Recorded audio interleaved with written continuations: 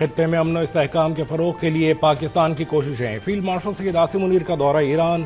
Tehran میں ایرانی وزیر داخلہ اسکندر مومنی سے ملاقات۔ وزیر داخلہ محسن نقوی بھی فیلڈ مارشل کے ہمراہ۔ مشرق وسطی میں تنازع کے پرامن، پائیدار اور جامع حل کی کوششوں پر توجہ مرکوز کریں گے۔ دورہ ایران خطے میں امن و استحکام کے لیے پاکستان کی سفارتی کوششوں کا حصہ ہے۔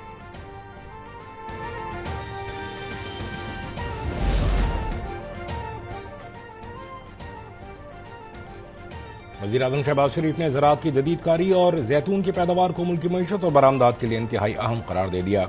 حکومت کسانوں کو تمام ممکنہ سہولیات فراہم کر کے زیتون سمیت زرعی اجناس کی برآمدات میں اضافہ کرے گی۔ زیتون کی کاشت اور ویلیو چین کے فروغ کے حوالے سے منعقدہ تقریب میں کہا، کسانوں اور ماہرین کی محنت سے زیتون کے شعبے میں شاندار کامیابی حاصل ہوئی۔ زرعی انقلاب کے لیے کسانوں کو ہر ممکن معاونت فراہم کریں گے۔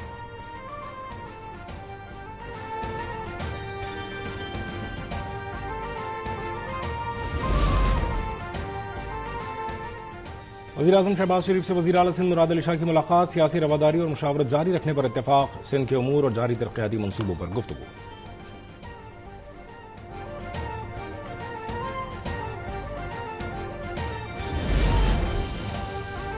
وزیر اعلیٰ پنجاب مریم نواز کی زیر صدارت خصوصی اجلاس۔ گجرانوالہ اور فیصل آباد ماس ٹرانزٹ منصوبوں کو مقررہ ڈیڈ لائن تک ہر صورت مکمل کرنے کی ہدایت۔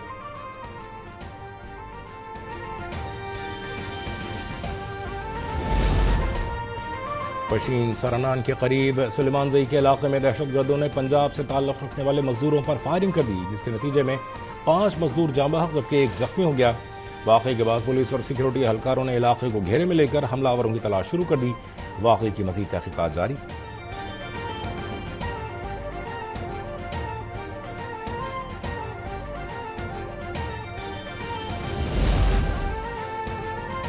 وزیر اعلیٰ بلوچستان سرفراز بگٹی کی سرانان بازار میں دہشت گرد حملے کی شدید مذمت۔ کہا، ایک بار پھر معصوم پاکستانیوں کو دہشت گردی کا نشانہ بنا کر شہید کیا گیا۔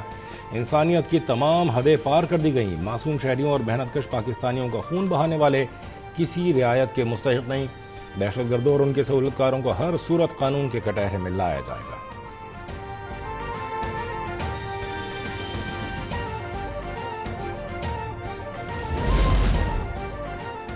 وزیر داخلہ بلوچستان میر ضیاء اللہ لانگو کا اپوزیشن لیڈر قومی اسمبلی محمود خان اچکزئی کے بیان پر رد عمل۔ کہا، دہشت گردوں کا نام نہ لینا خوف کے مترادف ہے۔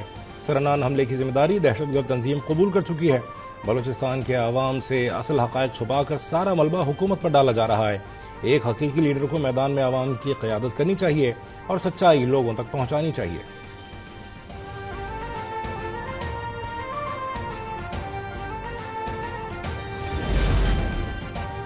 سینٹ اجلاس میں بانی پی ٹی آئی کے عدالتی حکم کے باوجود الشفا اسپتال میں علاج نہ کرائے جانے کا معاملہ زیر بحث۔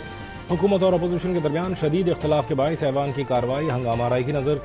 بیرسٹر علی ظفر نے علاج سے متعلق قرارداد پیش کرنا چاہی، جس کی وزیر قانون اعظم نذیر تارڑ اور ڈپٹی چیئرمین سینٹ نے مخالفت کی۔ موقف اپنایا کہ معاملہ عدالت میں زیر سماعت ہے تو پھر سینٹ میں قرارداد کیوں پیش کی جا رہی ہے۔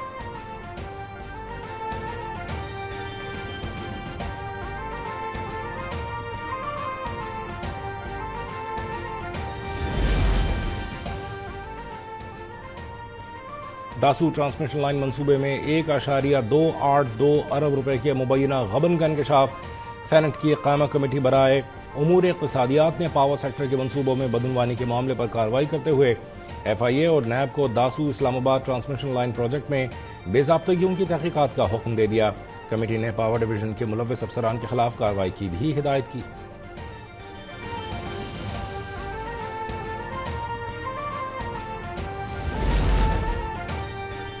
تین روز وقفے کے بعد پیٹرولیم قیمتوں کا تعین آج سے پھر ہوگا۔ 25 اگست کے لیے پیٹرولیم مصنوعات 2.5 روپے فی لیٹر تک مہنگی ہونے کا امکان۔ ڈیزل 2 روپے 39 پیسے جبکہ پیٹرول 40 پیسے فی لیٹر تک مہنگا ہونے کا خدشہ ہے۔ اوگرا رات کو قیمتوں کا تعین پیٹرولیم ڈویژن نوٹیفیکیشن جاری کرے گا، تاہم ٹیکسز میں کمی یا اضافے کی صورت میں قیمتیں کم یا زیادہ کا اختیار حکومت کو حاصل ہے۔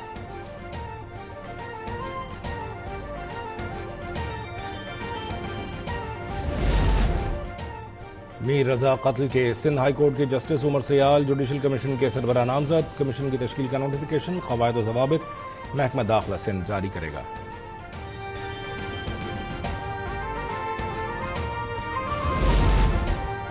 میر رضا کے اہل خانہ کا سندھ حکومت کی جانب سے جوڈیشل کمیشن کے قیام کے خلاف سندھ ہائی کورٹ سے رجوع۔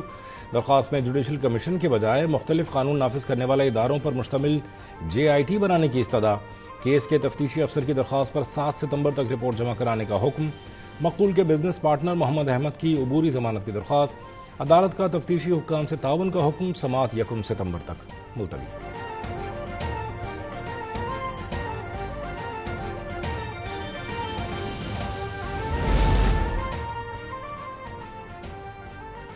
حکومت سندھ نے میر رضا قتل کے حوالے سے کچھ فیصلے کیے ہیں۔ وزیر اعلیٰ خود تو تحقیقات نہیں کر سکتے، اس لیے جوڈیشل کمیشن بنانے کا فیصلہ کیا۔ KMC ہیڈ آفس میں نیوز کانفرنس کرتے ہوئے میئر کراچی مرتضی وہاب نے کہا، مرحوم میر رضا کی فیملی کے غم میں برابر کے شریک ہیں۔ جس نے یہ سفاک کام کیا ہے، جو موت کا باعث بنا، وہ منظر عام پر آنا چاہیے۔ جو کوئی بھی قصوروار ہے اسے سزا ملنی چاہیے۔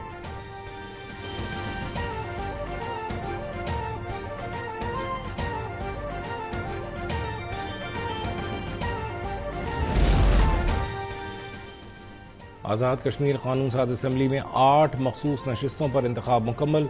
مسلم لیگ نون کی جانب سے خواتین کی نشستوں پر سہرش قمر، مریم زمان اور مریم ادریس، جبکہ پیپلز پارٹی کی فرزانہ یعقوب اور زوبیہ خورشید منعقد ہو گئیں۔ ٹیکنوکریٹ کی نشست پر مسلم لیگ نون کے افتخار گیلانی کامیاب ہوئے۔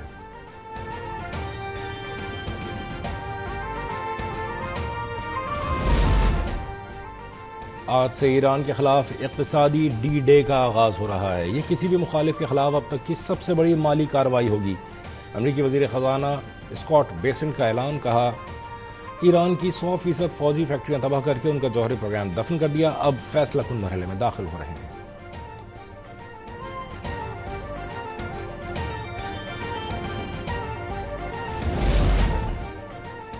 ایرانی وزیر خارجہ عباس عراقچی نے امریکی صدر ڈونلڈ ٹرمپ اور وزیر خزانہ کی جانب سے ایران کے خلاف اقتصادی D-Day کے اعلان کو شدید تنقید کا نشانہ بناتے ہوئے اسے یکسر مسترد کر دیا ہے۔ کہا، نام نہاد اقتصادی D-Day دراصل امریکہ کے اپنے اندرونی بحرانوں، بے پناہ قومی قرضوں اور بڑھتے ہوئے شرح سود کے اخراجات سے توجہ ہٹانے کے سوا کچھ نہیں ہے۔ عباس عراقچی نے 2 ٹوک الفاظ میں تبصرہ کیا کہ ناکام پالیسیوں کو بار بار دہرانے سے واشنگٹن کو شکست اور ایرانی عوام کی دشمنی کے سوا کچھ حاصل نہیں ہوگا۔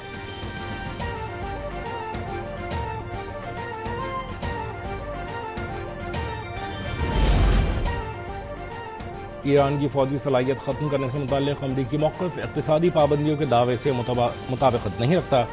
ایرانی نائب وزیر خارجہ کاظم غریب آبادی کا امریکی وزیر خزانہ اسکاٹ بیسنٹ کے بیان پر رد عمل، سوال کیا، تمام اقدامات کے باوجود امریکہ کو ایران کے خلاف تاریخ کا سب سے بڑا مالی حملہ کرنے کی ضرورت کیوں پیش آئی؟ یہ فتح ہے یا ناکامی کا اعتراف؟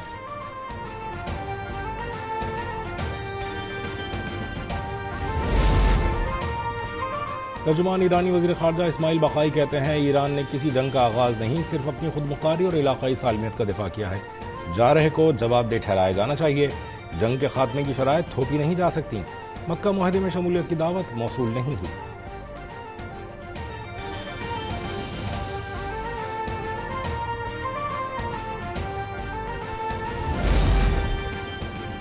ایرانی پارلیمنٹ کی قومی سلامتی اور خارجہ پالیسی کمیٹی نے ابنائے ہرمز سے گزرنے والے بحری جہازوں سے مختلف خدمات کے عوض فیس وصول کرنے کی شق کی منظوری دے دی۔ قانون کے تحت ابنائے ہرمز سے گزرنے والے ان ممالک کے بحری جہازوں سے فیس وصول کی جائے گی جنہیں بحری راستے سے گزرنے کی اجازت حاصل ہوگی۔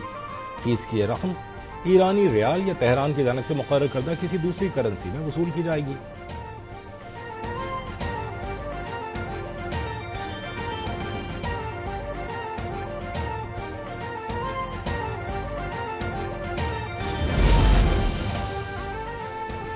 واشنگٹن کے پاس تہران سے نمٹنے کے لیے متعدد سفارتی اور معاشی طریقے موجود۔ مشرق وسطیٰ میں ہماری موجودگی کا بنیادی ہدف ایران کو کسی بھی صورت میں جوہری ہتھیار حاصل کرنے سے روکنا ہے۔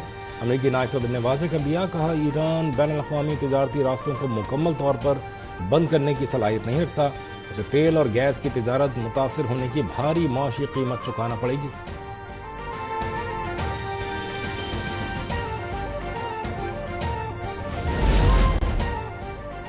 امریکی صدر ڈونلڈ ٹرمپ نے کینیڈا کے ساتھ تجارتی مذاکرات ناکام ہونے کے بعد آئندہ سال 1 جنوری سے تمام کاروں، ٹرکس، اسپیئر پارٹس اور اسٹیل پر ٹیرف بڑھا کر 50% کرنے کا اعلان کر دیا۔ کہا، اب کینیڈا کے ساتھ کسی امریکی ریاست کی طرح سلوک نہیں کیا جائے گا۔ ہمیں کینیڈا کی ضرورت نہیں، کینیڈا کو ہماری ضرورت ہے۔ امریکہ کو برسوں سے تجارتی طور پر نقصان پہنچانے کا الزام عائد کرتے ہوئے کہا کہ کینیڈا امریکی کسانوں اور زرعی مصنوعات پر انتہائی زیادہ ٹیرف عائد کرتا رہا ہے، جس سے امریکی کسانوں کے لیے حالات مشکل ہوئے۔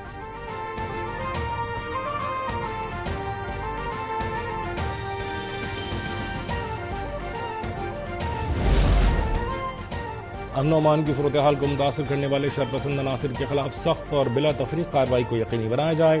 آئی جی سندھ جاوید عالم اوڈھو نے کہا، غیر ملکی شہریوں کی سیکیورٹی میں کسی قسم کی غفلت یا کوتاہی برداشت نہیں کی جائے گی۔ عوامی تقریبات اور موجودہ صورتحال کو مد نظر رکھتے ہوئے کراچی شہر میں غیر معمولی اقدامات کیے جائیں۔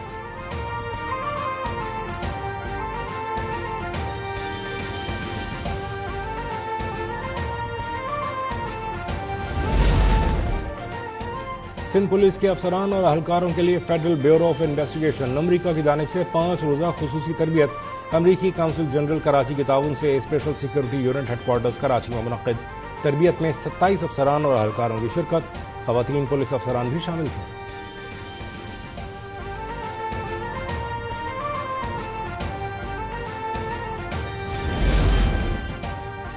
ریڈ لائن منصوبے میں ناقص حفاظتی انتظامات کے باعث شہری کی موت پر 17 کروڑ 21 لاکھ 20 ہزار روپے جرمانے کی درخواست۔ سیشن عدالت نے سندھ حکومت سمیت فریقین کو 21 ستمبر کے لیے نوٹس جاری کر دیے۔ جنا ایونیو کے قریب بیریئر سے ٹکر کے نتیجے میں والد جاں بحق، والدہ زخمی ہوئی، درخواست گزار کا موقف۔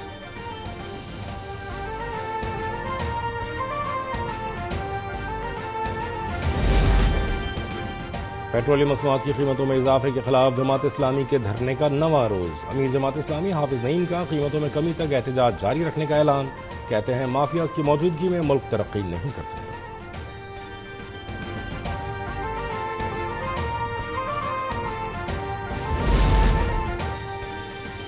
اسلام امن اور بھائی چارے کا درس دیتا ہے۔ پاکستان میں مثالی مذہبی اور مسلکی ہم آہنگی موجود ہے۔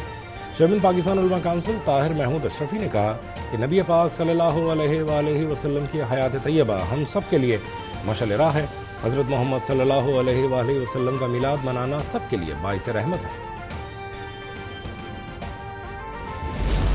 پاکستان اور ایران کے درمیان 6 میچز کی کبڈی سیریز کا آج سے آغاز۔ ایشین گیمز کی تیاریوں کے سلسلے میں ہونے والی سیریز میں دونوں ممالک کی اے اور بی ٹیمیں ایکشن میں ہوں گی۔